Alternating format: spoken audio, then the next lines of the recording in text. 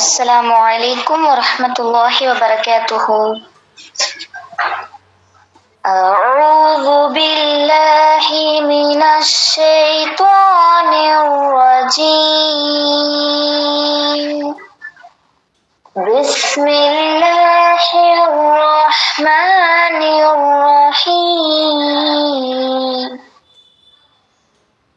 آمن الرسول بما أنزل إليه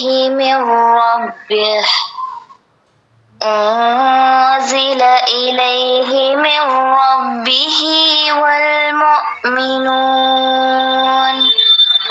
كل آمن بالله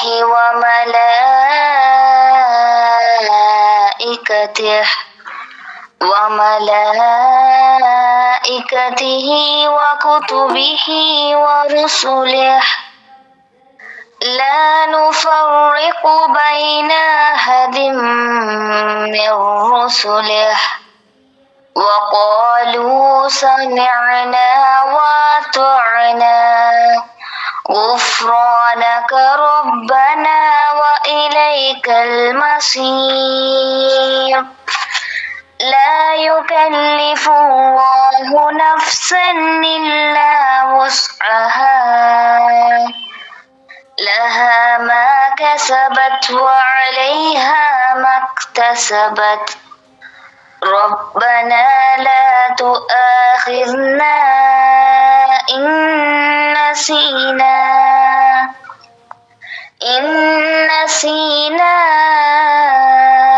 أو أخطأنا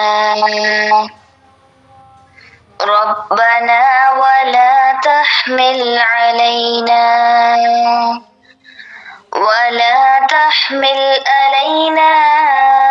إصرا كما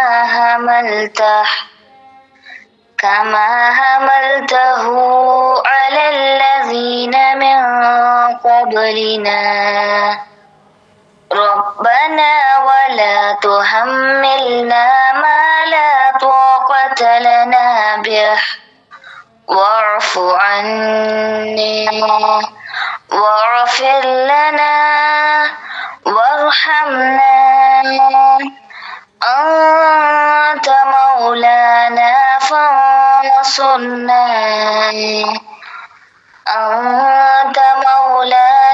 فانصرنا على القوم الكافرين. صدق الله العظيم. அளவற்ற அருளாளனும் நிகரற்ற அன்புடையவனுமாகிய அல்லாஹ்வின் திருப்பெயரால் ஆரம்பம் செய்கிறேன். இந்த தூதர் தம் இறைவனிடமிருந்து தமக்கு அருளப்பட்டதின் மீது நம்பிக்கை கொண்டுள்ளார். அவரை ஏற்றுக்கொண்டவர்களும் அந்த வழிகாட்டுதலின் மீது நம்பிக்கை கொண்டுள்ளனர்.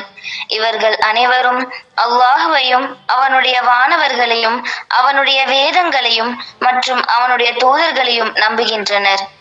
மேலும் அல்லாஹுடைய தூதர்கள் எவருக்கிடையிலும் நாங்கள் வேற்றுமை பாராட்டுவதில்லை என்றும், எங்கள் இறைவனே நாங்கள் செவியேற்றோம் அடிபணிந்தோம், எங்கள் இறைவனே நாங்கள் உன்னுடைய மன்னிப்பை கோருகிறோம், உன்னிடமே திரும்பி வர வேண்டியிருக்கிறது என்றும் கூறுகின்றனர்.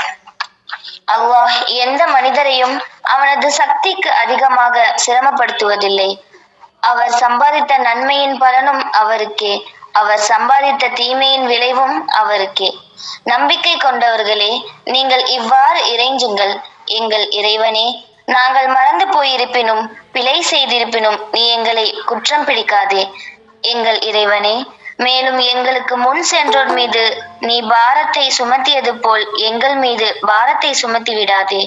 எங்கள் இறைவனே, மேலும் நாங்கள் தாங்க இயலாத பாரத்தை எங்கள் மீது சுமத்தி விடாதே.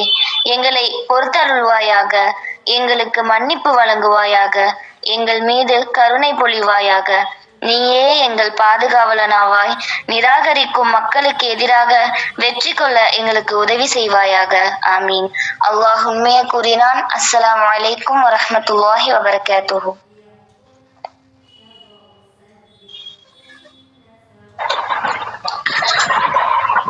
السلام عليكم ورحمة الله وبركاته.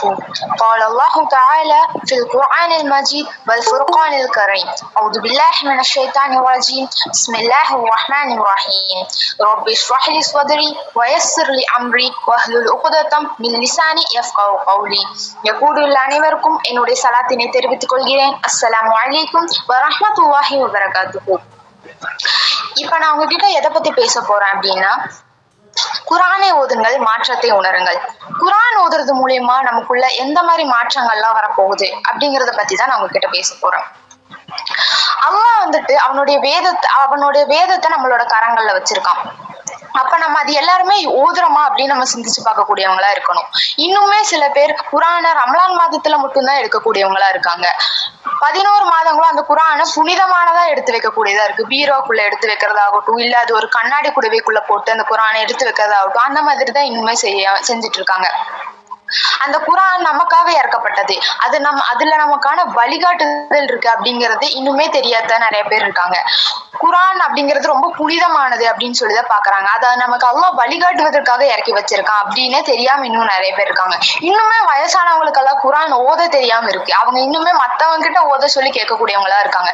இப்ப மரணிக்கக்கூடிய ஒவ்வொருத்தருமே குரான் படிக்க தெரிஞ்சு மரணிக்கக்கூடியவங்களா இருக்கணும் அப்படிங்கிறது இன்னும் யாருக்கும் இங்க தெரியாமையும் இருக்கு. அந்த ரமலான் மாதத்துல மட்டுமே தான் குரான் ஓதக்கூடியவங்களா இருக்காங்க. மத்த நேரங்கள்ல எல்லாம் குரானை பத்திரமா எடுத்து வைக்கக்கூடியவங்களா இருக்காங்க. ஆனா இந்த குரான் நம்ம குரானோட எப்பவுமே நம்ம தொடர்புல இருக்கணும் அப்படிங்கிறது யாருக்குமே அதிகபட்சவங்களுக்கு தெரியாம தான் இருக்கு. நம்ம அதிகமா குரான்ல நம்ம தொடர்போடு இருக்கணும். அல்லாஹ் அழகான ஒரு வசனத்துல நமக்கு சொல்றான்: وَنُزِّلَ مِنَ الْقُرْآنِ عَنِ مَا هُوَ شِفَاءٌ وَرَحْمَةٌ لِلْمُؤْمِنِينَ وَلَا يَزِيدُ الظَّالِمِينَ إِلَّا خَسَارًا. அல்லாஹ் சொல்றான், நம்பிக்கை கொண்டவர்களுக்கு மருந்தாகவும் அருளாகவும் உள்ளவற்றை இந்த குரானை நாம் இறக்கி வைக்கின்றோம். இது மன ரீதியான மற்றும் ஆன்மா ரீதியான நோய்களுக்கு ஒரு சிறந்த தீர்வாகும் அப்படின்னு சொல்றான். அப்ப நம்ம இந்த குரான் ஓதுறது மூலியமா நம்ம ஆன்மாக்கும் நம்ம மனதுக்குமே ரொம்ப நிம்மதி தரக்கூடியதா இருக்கணும். இன்ஷா அல்லாஹ் ஒவ்வொருத்தவங்களும் நம்ம தினமும் இந்த குரான் ஓதக்கூடியவங்களா இருக்கலாம் இன்ஷா அல்லாஹ். அப்புறம் ஒட்டங்களுக்கு ஈடாகும் வசனம் அப்படின்னு சொல்லிட்டு ரசூலுல்லாஹ் சொல்றாங்க. குரான் நம்ம ஃபஜ்ர் அவங்களோட எல்லாரும் தொழுது முடிச்சு திண்ணையில உட்கார்ந்துட்டு இருக்கும்போது ரசூலுல்லாஹ் அங்குள்ள தோழர்களை நோக்கி கேக்குறாங்க, தோழர்களே, உங்களுக்கு 2 கொழுத்த ஒட்டகம் கிடைச்சா நீங்க விரும்புவீங்களா அப்படின்னு கேட்கும் போது அந்த தோழர்கள் சொல்றாங்க, கண்டிப்பா ரசூலுல்லாஹ் நாங்க விரும்புவோம் அப்படின்னு சொல்றாங்க. அப்போ நீங்க தினமும் ஃபஜ்ர் தொழுகைக்கு அப்புறமா 2 வசனங்கள் ஓதுனீங்கன்னா உங்களுக்கு 2 பெண் ஒட்டகங்கள் கிடைத்த சிறப்பு உண்டு. 4 வசனங்கள் ஓதுனீங்கன்னா 4 பெண் ஒட்டகம் கிடைச்சதுக்கான சிறப்பு உண்டு. சுப்ஹானல்லாஹ். பாருங்களேன், ஃபஜ்ர் தொழுகைக்கு அப்புறம் நம்ம 2 வசனம் ஓதுறது மூலியமா நமக்கு 2 பெண் ஒட்டகங்கள் கிடைச்ச சிறப்பு கிடைக்குது. இன்ஷா அல்லாஹ் தினமும் ஃபஜ்ர்ல ஓதக்கூடியவங்களா இருக்கணும் இன்ஷா அல்லாஹ். அதே மாதிரி எந்த வேதத்திலும் இல்லாத ஒரு நன்மை நம்மளுடைய வேதத்துல இருக்கு. என்னன்னா, அலிஃப். குரான் ஓதுறது மூலியமா ஒரு எழுத்துக்கு 10 நன்மை. ஒரு எழுத்துனா அலிஃப் லாம் மீம் கிடையாது, அலிஃப் லாம் மீம் அப்படின்னு ஒவ்வொரு எழுத்துக்கும் தனித்தனியா அல்லாஹ் நமக்காக 10 நன்மை தரான் இன்ஷா அல்லாஹ். இது எல்லாமே நம்ம பயன்படுத்தக்கூடியவங்களா இருக்கணும். இனிமேல் இன்ஷா அல்லாஹ் தினமுமே குரான் ரமலான் மாதத்துல அதிகமா குரான் ஓதக்கூடியவங்களா நம்ம இருக்கணும். அப்போ ஒவ்வொரு எழுத்துக்கும் நமக்காக எவ்வளவு நன்மை கிடைக்குது. அப்ப நம்ம இப்படி தினமும் குரான் ஓதுறது மூலியமா நமக்காக எவ்வளவு நன்மை கிடைக்கப்படுது. இன்ஷா அல்லாஹ் ஒவ்வொரு ஃபஜ்ர் தொழுகைக்கு அப்புறமும் அதிகமா குரான் ஓதக்கூடியவங்களா இருங்க. அப்புறம் நீங்கள் எலுமிச்சையானவரா, பேர்ச்சையானவரா அல்லது குமட்டிக்காயானவரா அப்படின்னு கேக்குறாங்க. அப்படின்னா இப்ப நல்லவராக இருந்து கொண்டே குரானை ஓதுபவரும் இருக்காங்க, நல்லவராக இருந்து கொண்டு குரானை ஓதாதவங்களும் இருக்காங்க, அதே தீயவராக இருந்து கொண்டு குரானை ஓதுபவங்களும் இருக்காங்க, தீயவராக இருந்து கொண்டு குரானை ஓதாமலும் இருக்காங்க. இதுல என்ன சொல்ல வராங்கன்னா, ரசூலுல்லாஹ் சொல்றாங்க, குரானை ஓதுகின்ற நல்லவரின் நிலை எப்படி இருக்கும்னா எலுமிச்சை போன்றதாக இருக்கும். அது சுவையாகவும் இருக்கும், அதோட வாசனையும் நன்றுன்னு சொல்றாங்க. அது எப்படின்னா அவங்க படிக்கவும் செய்யறாங்க, அதை செயல்படுத்தவும் செய்யறாங்க. அதே குரானை ஓதாமல் இருப்பவங்க எப்படி இருப்பாங்கன்னா பேர்ச்சம்பழத்தை போன்றவங்க இருப்பாங்க. அதன் சுவை நல்லா இருக்கும், ஆனா அதுக்கு வாசனை கிடையாது அப்படின்னு சொல்றாங்க. அதே தீயவனாக இருந்து கொண்டு குரானை தீயவராக இருந்து கொண்டு குர்ஆனை ஓதாதவங்களோட நிலை அப்படின்னா அவங்களோடது துளசி செடியை போன்றது. அதுக்கு வாசனை நல்லா இருக்கும். ஆனா அது கசப்பா இருக்கும். ஆனா தீயவராக இருந்துட்டே குர்ஆனை ஓதாமல் இருப்பவங்களோடது குமட்டைக்காயோடது. அதுக்கு வாசனையே கிடையாது, சுவையும் கிடையாது அப்படின்னு சொல்றாங்க. அப்போ நம்மளை பார்த்து கேட்டுக்கணும், நம்ம எப்படி இருக்கோம், பேரிச்சம்பழமா இருக்கோமா இல்ல எலுமிச்சம்பழமா இருக்கோமான்னு சொல்லி நம்மளை பார்த்து நம்மளே கேட்கக்கூடியவங்களா இருக்கும். பொறாமைப்பட்டு நன்மை செய்யுங்க அப்படின்னு சொல்றாங்க. இஸ்லாமத்துல பொறாமைப்படுறது அப்படிங்கிறது ஒரு கெட்ட குணத்தை தான் சொல்றாங்க. ஆனா பல இடங்கள்ல இது தெளிவா சொல்றாங்க. 2 விஷயங்களுக்காக நம்ம தாராளமாவே பொறாமைப்படலாம் அப்படின்னு சொல்றாங்க. அந்த 2 விஷயம் என்னன்னா, குர்ஆனை ஓதுறதுக்காக நம்ம பொறாமைப்படணும். எப்படின்னா, இவங்க பாருங்க எவ்வளவு அழகா ஓதுறாங்க, அந்த அழகான முறையில நம்ம ஓதக்கூடியவங்களா இருக்கணும். அவங்க எவ்வளவு அழகா படிக்கிறாங்க, அந்த மாதிரி குர்ஆனை ஓதுற விஷயத்துல நம்ம பொறாமைப்படக்கூடியவங்களா இருக்காங்க. ரசூலுல்லாஹ் அவங்க சொல்றாங்க, 2 விஷயங்களை தவிர வேற எந்த விஷயத்துக்காக நம்ம பொறாமைப்படக்கூடாது அப்படின்னு ரசூலுல்லாஹ் சொல்றாங்க. அந்த 2 விஷயம் அப்படின்னா, ஒரு மனிதன் அல்லாஹ்வின் வேத ஞானத்தை வழங்கியுள்ளான், அதனை அவன் இரவு நேரங்களில் ஓதி வழிபடுகின்றான். இன்னொன்னு, மனிதர்களுக்கு அல்லாஹ் செல்வத்தை அளித்தான், அவர்கள் அதனை இரவு பகல் எல்லா நேரங்களிலுமே தானம் செய்கின்றான் அப்படின்னு சொல்றாங்க. அல்லாஹ் தர்றத அல்லாஹ்வோட வழியில செயல்படுறதுக்காக நம்ம பொறாமைப்படக்கூடியவங்களா இருக்கணும்.